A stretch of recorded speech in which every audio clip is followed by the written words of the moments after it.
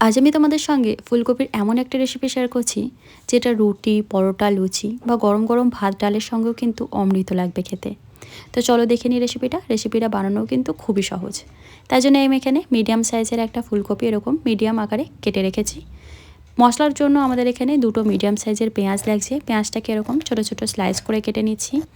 এদিকে জল গরম করতে বসেছিলাম, জলটা ফুটে উঠলে এর মধ্যে কেটে রাখা ফুলকপি দিয়ে ওই 2-3 মিনিটের জন্য হালকা করে একটুখানি ভাপিয়ে নেবো। এর থেকে বেশি কিন্তু ভাপানোর দরকার নেই, মানে ফুলকপিগুলো কিন্তু আমরা একদমই সেদ্ধ করব না, হালকা করে একটু ভাপিয়ে নিচ্ছি যাতে ফুলকপির মধ্যে কোনো রকম পোকামাকড় থাকলে সেটা বেরিয়ে যায় আর হালকা করে একটু ভাপানো হয়ে যায়। তো এই যে ভাপানো হয়ে গেছে, এখন আমি জল থেকে ছেঁকে ফুলকপিগুলো তুলে নিচ্ছি। এদিকে কড়াইতে কিছুটা পরিমাণ তেল দিয়ে এর মধ্যে দিয়ে দিচ্ছি মিডিয়াম সাইজের দুটো পেঁয়াজ কুচানো, এরই সাথে কয়েকটা কাজু দিলাম, দুটো রসুন দিচ্ছি। রসুনের কোয়াগুলো যেহেতু বড় সাইজের তাই দুটো দিয়েছি, ছোট হলে 3-4টে ব্যবহার করবে। 1/2 ইঞ্চ আদা দিয়েছি। এখন সমস্ত কিছু একদম ব্রাউন করে ভেজে নিতে হবে। তো এই যে এরকম কালার হয়ে গেলে এটা নামিয়ে একটা মিক্সিং জারের মধ্যে রেখে নেব। এখন কড়াইতে দিচ্ছি অল্প পরিমাণে সাদা তেল। এরপর আমরা ফুলকপিগুলো ভেজে নেব। তো এই যে ফুলকপিগুলো হালকা ভাপিয়ে রেখেছিলাম, খুব ভালো করে জলটা ঝরিয়ে ফুলকপিগুলোকে আমরা ভেজে নিচ্ছি। এর মধ্যে অল্প পরিমাণে হলুদ গুঁড়ো, অল্প একটু Kashmiri red chilli powder add করছি, এতে করে ফুলকপির কালারটা খুব সুন্দর আসবে। তো ফুলকপিগুলো বেশ লাল করে কিন্তু ভেজে নিতে হবে।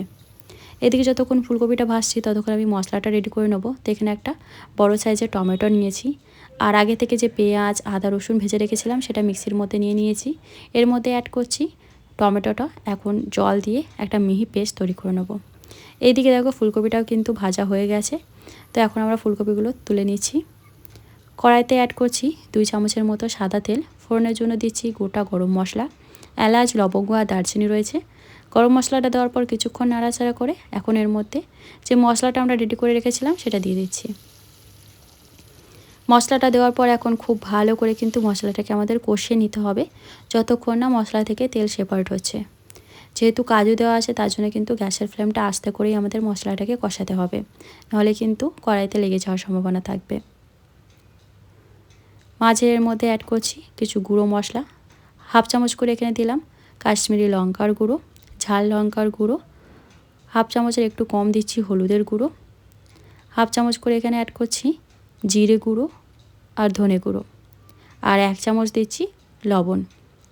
লবণটা যে যার স্বাদ মতো দেবে। তো সমস্ত শুকনো উপকরণগুলো অ্যাড করার পর সব কিছু খুব ভালো করে কষিয়ে নিতে হবে। যদি প্রয়োজন পড়ে তখন অল্প অল্প জল দিয়ে কিন্তু কষাতে হবে, তবে এরকম একদম ড্রাই করে খুব সুন্দর করে কষিয়ে নিতে হবে।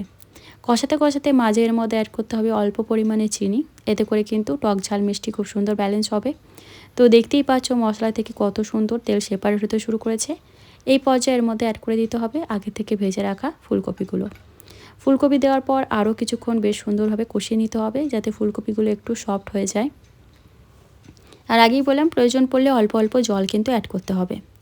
এই রান্নাটা কিন্তু বেশ গ্রেভিওয়ালা একটা রেসিপি হবে, যাতে রুটি, পরোটার সাথে খাওয়া যায়। খুব বেশি ঝোল ঝোল কিন্তু হবে না। তো এই যে ফুলকপিটা দেওয়ার পর ঢাকা চাপা দিয়ে মোটামুটি 4-5 মিনিট আমি আবারও খুব ভালো করে কষিয়ে নিয়েছি। দেখতেই পাচ্ছ রান্না থেকে কত সুন্দর তেল সেপারেট হতে শুরু করেছে।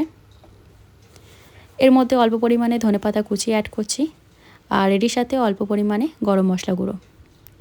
আর যতটা গ্রেভি রাখতে চাও সে অনুযায়ী কিন্তু জল অ্যাড করতে হবে, তবে জলের পরিমাণটা খুব বেশি রাখবে না, কারণ ফুলকপি থেকে কিন্তু কিছুটা পরিমাণ জল বেরোবে, তো সেই অনুযায়ী কিন্তু জলের পরিমাণটা দিতে হবে। আমি এখানে মোটামুটি 1/2 কাপ পরিমাণ জল দিয়েছিলাম। তো এই যে আমাদের রান্নাটা কিন্তু অলমোস্ট রেডি হয়ে গেছে। তোমাদের দেখাচ্ছি আমি কিন্তু ঠিক এতটা গ্রেভি রেখেছি, মানে একদমই মাখো মাখো করেছি রান্নাটা।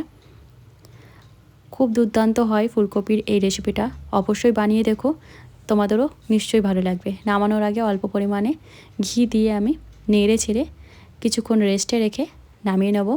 তো ভিডিওটা ভালো লাগলে প্লিজ ভিডিওতে লাইক দিয়ে পাশে থেকো।